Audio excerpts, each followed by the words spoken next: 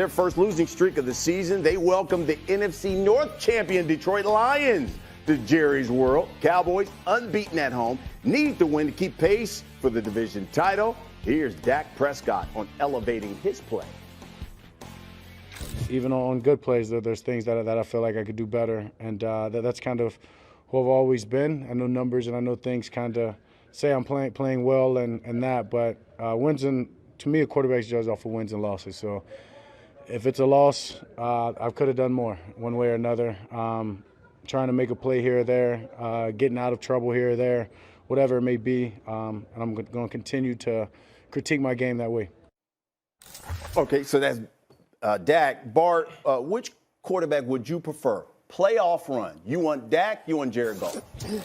I mean, I got to keep it real. I got to go with Dak, simply because when the structure breaks down, Dak has an element of his game that Jared Goff doesn't have. And he's starting to implement it a lot more when you talk about him using his legs. You know, and I think that's going to be key and vital when the play breaks down. You see it with Lamar Jackson as well, buying time to throw, but also being able to pick up those pivotal first downs. You know, if Dak decides to be the runner that he's been in the last couple of weeks, then it's certain coverages that you just can't play against him. You can't have a four-man rush and playing man-to-man coverage and turn your back against an athletic quarterback because they'll be able to pick it up. So I got to go with Dak Prescott right now. And championship medal was made out of pain. And nobody's had more pain and disappointment than the Dallas Cowboys. And right now, you talk about a young group in the Lions going out there. They don't know what they don't know, and they'll find out what playoff football is all about. A lot different from regular season. That's very big of you not choosing with your heart. It's funny you said they don't know what they don't know. Jared Goff knows how to get to a Super Bowl. That's one person. That's all right, but that's okay. But the topic is talking about the quarterback position. I'm going with a guy who's been there. Yes, they lost to the New England Patriots. Lost to the New England Patriots in the Super Bowl, but this is a guy. I don't know why you're looking at me sideways there. Didn't they get him traded? Huh? That's okay. Did he get to the Super Bowl? He did. Okay. Did he win it? Has Dak sniffed the Super Bowl? Stop with your heart. Has Dak sniffed the Super Bowl? No. And listen, I want to say this. Yes, Bart, you have a point about how Dak Prescott has been using his legs, you know, to the betterment, and that's really helped him as far as how he's been playing this year. One thing I'll say about Jared Goff, I think Jared Goff is in a perfect place. He's in a perfect spot in Detroit. Cast off, former number one pick, cast off, get basically thrown in the trade.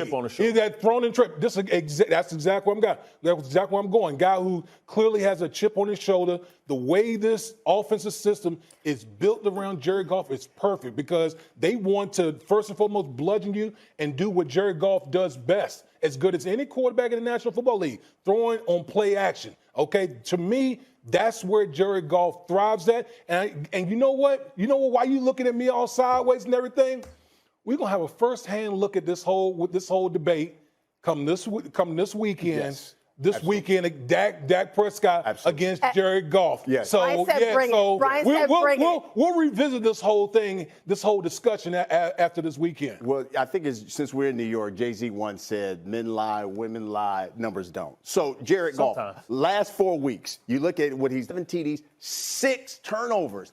Dak Prescott, MVP the last 8-9 weeks of the season. Dak Prescott has thrown the 3rd most TDs in the red zone of any quarterback. That's 22 of them. First QB to throw for 30 touchdowns this season. Dak Prescott keeps playing and getting better and better and better every week. Go ahead. You as publicist? Well, in case you did not know, y'all. Go ahead. This man is a Cowboys fan. Now, he is right, though. Brian is right. The answer is Dak. From just strictly player and the skill set, I think why we've seen the Cowboys offense sort of have this turnaround since the season started is because Dak's legs. I wish he would use those more. I wish that it's that. I feel like that element of his game is what makes him special. Now, to your point about Jared Goff, I spoke to Taylor Decker this year when they played, I think heading into the Ravens game, which they did get bludgeoned in. But heading into that game, he talked about how Jared Goff literally sent to Detroit. Taylor Decker, a lifer in Detroit, sent there as a cast-off. Sent there, his career was over. People wanted to malign him. And what we're seeing now is Jared Goff having this career resurrection, which is wonderful to see. I think this season, to your point about Dak, MVP type of season, the numbers that he's putting up until a few weeks ago, Dak was the clear favorite as far as the MVP for a lot of people, right? Homecoming game.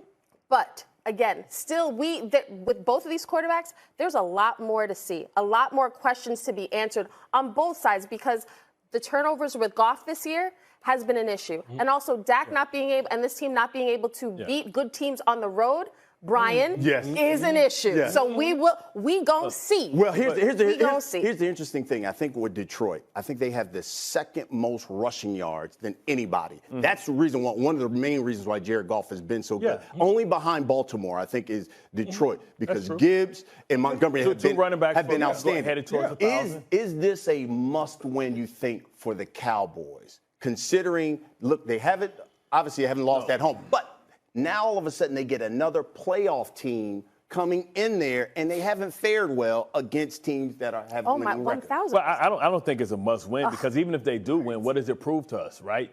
Our question marks about Dallas is the fact that they can't win on the road against an opponent that has a quarterback that can defend itself on the other side. Really, why, if you want to make a case for why it's a must-win, is because that number 1 seed is still available. Because I believe San Francisco lose to the Rams, because they always play them well in Week 18. But getting back to like the quarterback debate and who you will take, oddly enough, your playoff record is a quarterback stat, but it's a team result.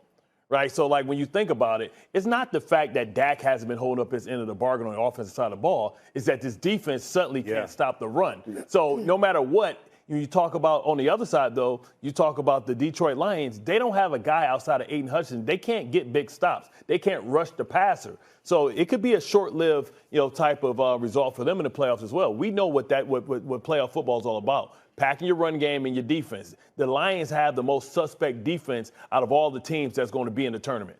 The interesting, though, the Cowboys have been having issues on that left tackle spot, though, with Tyron Smith and those guys being out. So that's been a big problem for them. But you go to the Lions, that's what they do best is run the football. And if you're Dallas, you got to show that you can stop a team that can bludgeon you running the football.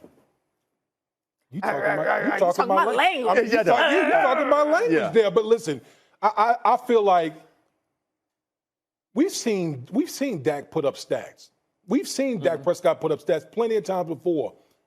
At the end of the day, listen, you at home against a good team in the Detroit Lions, we know you Jekyll and Hyde. If you don't go out here and beat Detroit at home, now the narrative is going to be, okay, going to the postseason, this Dallas Cowboys team ain't doing anything because now the one thing we've talked about how they play good at home, if that get destroyed psychologically for Dallas, you in a bad spot. Because you're talking about a playoff team that they might see down the road. Somebody's getting upset. Somebody's going to get upset first round of playoffs. It happens every year. But where Dallas sits right now, they'll be going to Tampa. So I don't know if you want to improve your status because you much rather have that as your number 1. If you got to go on the road, I'd rather go against Tampa than any other team in that division. Okay, we'll see what happens here. Coming up next, though, how about Russell Wilson? Time in Denver. It's over, likely. But where